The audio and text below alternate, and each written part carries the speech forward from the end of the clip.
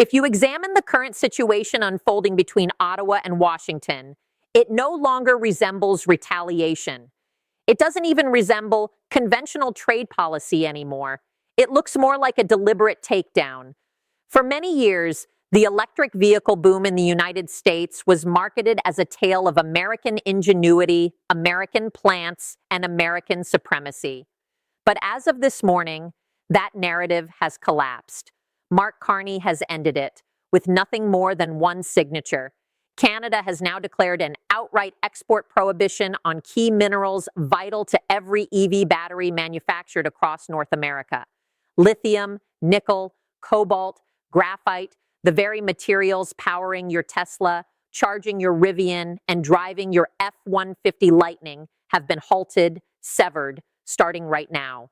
Donald Trump believed the tariff battle centered on vehicles, dairy, and timber. He expected Canada to back down, offer regrets, dispatch negotiators, and plead for terms. Instead, Mark Carney struck at the throat. He zeroed in on the single industry the White House simply cannot lose. And the fallout from that lone choice is already tearing across Wall Street, through production lines, and deep into the prospects for American manufacturing.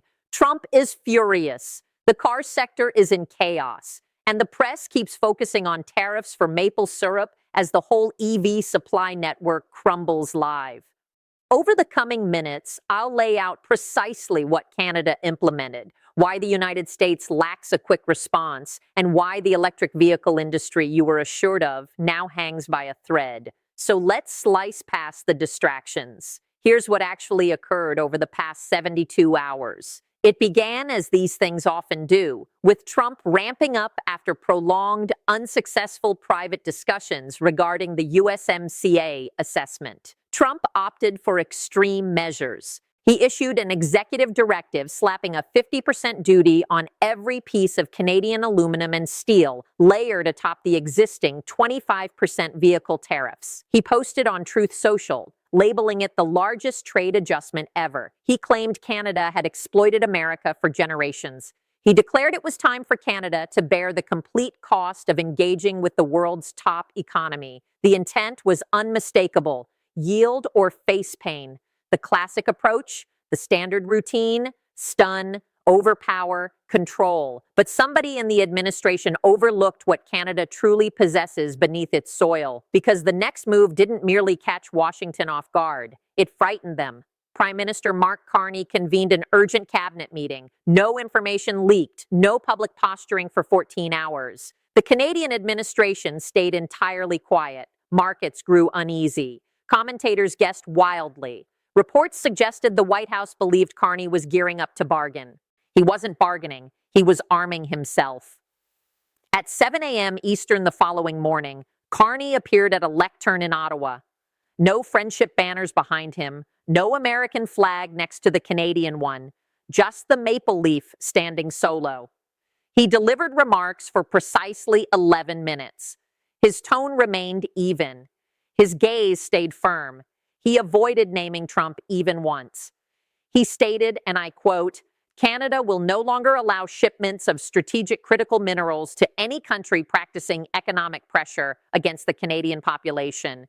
This takes effect at once. No transition time, no exceptions." Then he named them: lithium, nickel, cobalt, graphite, rare earth elements, manganese. The full lineup of the EV transformation, forbidden, every last one, from entering the United States. The press room fell quiet. Journalists held questions for a solid 30 seconds because every person present grasped the gravity of what had transpired. Canada hadn't merely countered. Canada had disconnected the American electric vehicle sector, and the evidence emerged instantly. Let me present proof number one: the market bloodbath within 45 minutes of Carney's declaration. Tesla plunged 9%. Lucid sank 17%. Ford's EV unit, already losing cash, experienced such a rapid share drop that trading paused momentarily. GM's Ultium battery initiative, their flagship for electrification, depends heavily on nickel and lithium routed via Canadian channels. Their shares fell 11% before midday. The NASDAQ index slid 600 points in one trading day, 600, not due to profits, not due to price figures, but because one nation shut off the flow. CNBC commentators stumbled over words. They struggled for explanations. One even admitted live on air, nobody anticipated this scenario. Correct. They didn't, since everybody presumed Canada would forever comply. That presumption vanished. Proof number 2, the mineral reality. This fact should alarm every American decision maker. And it's the detail they apparently missed until yesterday. Canada isn't merely one provider of critical minerals to the United States. Canada is the dominant provider. Consider these figures. Canada delivers 52% of the aluminum for U.S. EV battery enclosures. Canada furnishes most of the high-grade nickel for American cathode manufacturing. Canada holds some of the biggest untapped lithium reserves in the Western Hemisphere. The graphite facilities under construction in Quebec were engineered to supply American gigafactories. The rare earth facility in Saskatchewan formed the core of America's plan to lessen reliance on China. That facility has now closed to U.S. customers. Do you see what occurred? The United States invested 5 years and hundreds of billions attempting to construct an EV supply network independent of China. They achieved it. They shifted reliance from Beijing to Ottawa, and now Ottawa has bolted the entrance. The Complete Inflation Reduction Act, the $369 billion climate spending, the incentives, the credits, the plant openings, all rested on one belief: Canadian minerals would stream southward indefinitely. That belief is now dust on Mark Carney's desk. Proof number 3, the production floor crisis. This goes beyond share values. Actual facilities are halting real assembly lines immediately. The battery factory in Georgia, slated to launch next quarter, postponed without end. They lack cathode inputs without Canadian nickel. The lithium facility in Nevada runs at 40% because its raw supply originated from an Ontario mine that ceased deliveries southward. Ford's Tennessee assembly site sent employees home yesterday. Not briefly. They used the term indefinite. Listen to that term, indefinite. These aren't Canadian employees. These are American employees in American regions, in American voting areas, losing work because their president chose conflict with the nation furnishing their raw inputs. This is what Trump failed to grasp. You cannot duty your way past geography. The minerals sit where they sit, and they sit in Canada. So let's discuss why this unfolded. Why did Carney push this extreme? Why not follow the typical Canadian response? Impose duties on whiskey and juice and declare balance. Because Carney refuses the outdated approach. He's redefining the entire framework. Carney recognized a truth no earlier Canadian leader dared to exploit. Canada's strongest advantage isn't trade size. It isn't military ties. It isn't even diplomatic links. Canada's strongest advantage lies underground. The 21st century no longer depends on petroleum. It depends on lithium. It depends on nickel. It depends on cobalt, graphite, and rare earths. And Canada possesses some of the planet's biggest reserves of each. For decades, Canadian officials treated these assets like courteous donations globally. Here, America, here, Europe.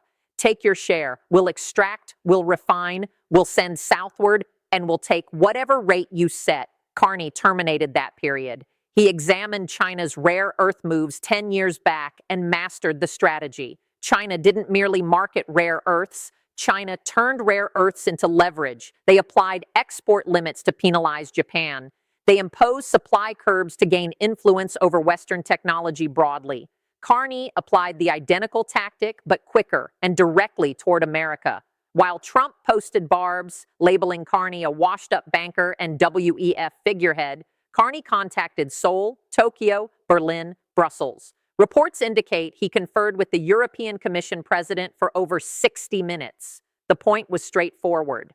Canada's minerals remain open, just not to nations that target us. We're hearing indications that South Korea and Japan are pursuing urgent mineral deals straight with Ottawa. BMW and Volkswagen allegedly dispatched teams to the Canadian embassy in Berlin shortly after the statement. Do you notice the shift? Canada isn't only blocking the U.S., Canada is rerouting the current. It's forging a fresh mineral supply system, bypassing America. And every nation entering that system joins in sidelining the United States from the EV era. Trump plays checkers. Carney plays chess using elements. And currently, Carney holds the advantage. The White House reaction has been disorder, absolute unchecked disorder. Trump conducted an 8-minute briefing. He described the export restriction as economic warfare. He warned of activating the Defense Production Act. He warned of seizing mining sites. He declared he'd direct American firms to locate minerals, quote, elsewhere.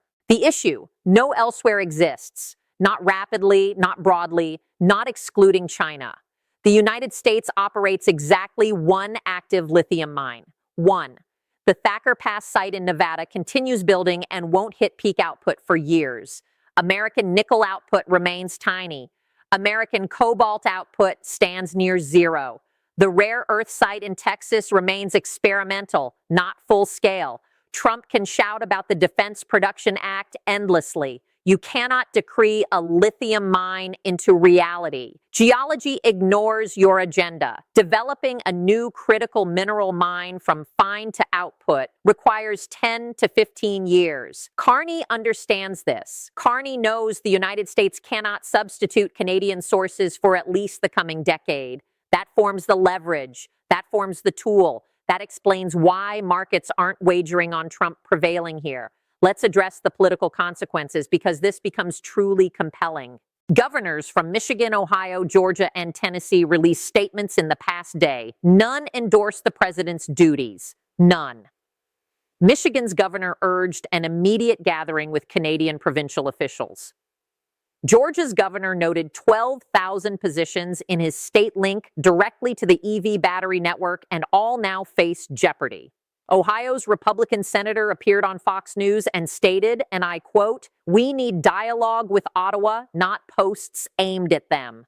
Fox News. A Republican senator questioning the president's tactic on Fox News. That reveals the depth of their concern. The U.S. Chamber of Commerce released its strongest critique in years. They termed the duty increase reckless and the mineral restriction a foreseeable result of economic gambling.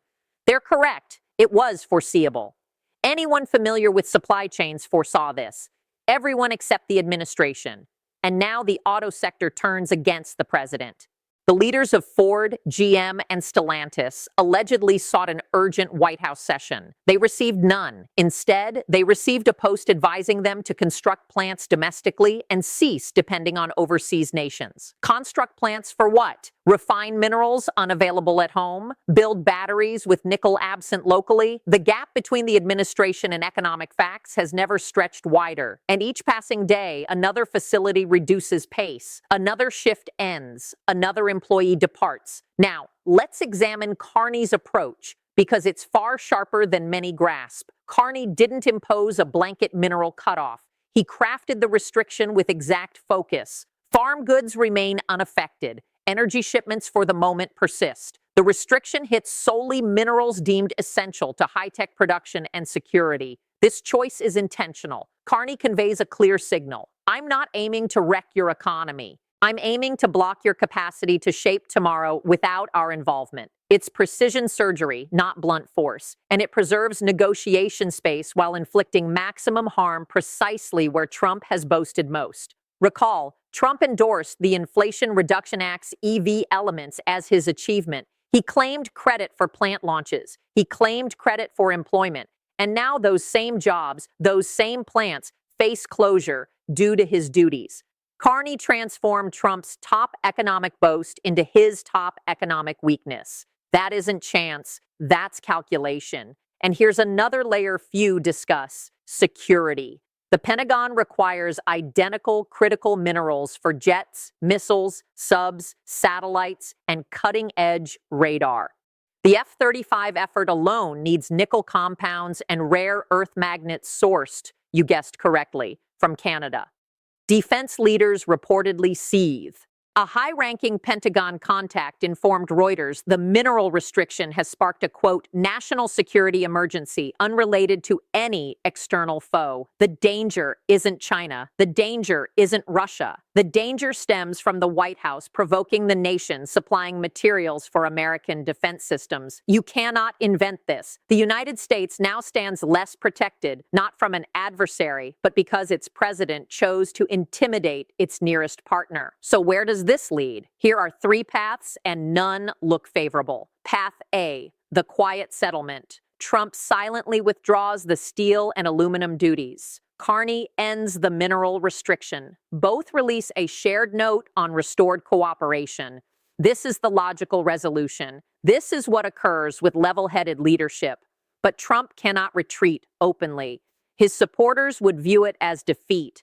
And Carney has built his entire leadership on resisting America. Neither can yield visibly. So Path A remains feasible yet improbable. Path B, the extended standoff. Duties persist. The mineral restriction persists. Both economies endure harm. The U.S. EV field enters prolonged suspension.